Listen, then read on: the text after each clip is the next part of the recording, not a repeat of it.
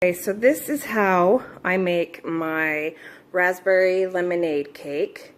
The reason I'm making this video is for a friend. She wants a recipe, and I don't really have recipes. I just kind of make stuff. So this is going to be me making a recipe for her. The first thing you're going to need is a box of lemon cake. We're not going to be following the recipe on the box. You're also going to need a container of lemon frosting, a small container of Cool Whip, and a small box of raspberry jello. You'll need 4 room temperature eggs beaten, 1 cup of milk, and 2/3 cup melted butter. I like to use real butter. 2/3 cup, if you're using the sticks, would be 11 tablespoons of butter. And you'll also need fresh raspberries. Make sure that you turn your oven on to 350 to start. And I like to use a metal cake pan, and I like to spray it with Pam with flour in it. But if you don't have that, just spray it with Pam. Okay, so we're going to mix the powder from the cake mix with 1 cup of milk, and then your 2/3 melted butter, and your 4 room temperature eggs well beaten.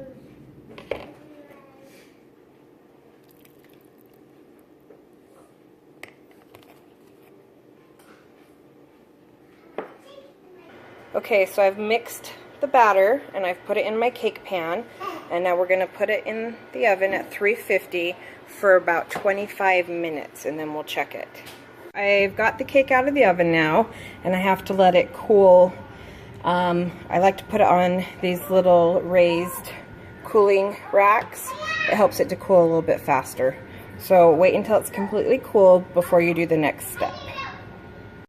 The next part of this, you're going to need the end of a wooden spoon, something about the size of a straw, and you're going to want to do, it's like a poke cake. You're just going to make a lot of pokes through the whole cake, the more the better, but you don't want to go too crazy and make it so that it's all just holes. After you've poked it, then you're going to boil 1 cup of water and add the raspberry gelatin to the 1 cup of water. After you've done that, you need to let it sit for just a couple minutes just to cool down slightly. Once you've done that, then you're going to pour it over the top of the cake. So I boiled a cup of water, added the raspberry gelatin, mixed it, and I've let it sit for a couple of minutes. Now I'm going to pour it over the cake as evenly as I possibly can.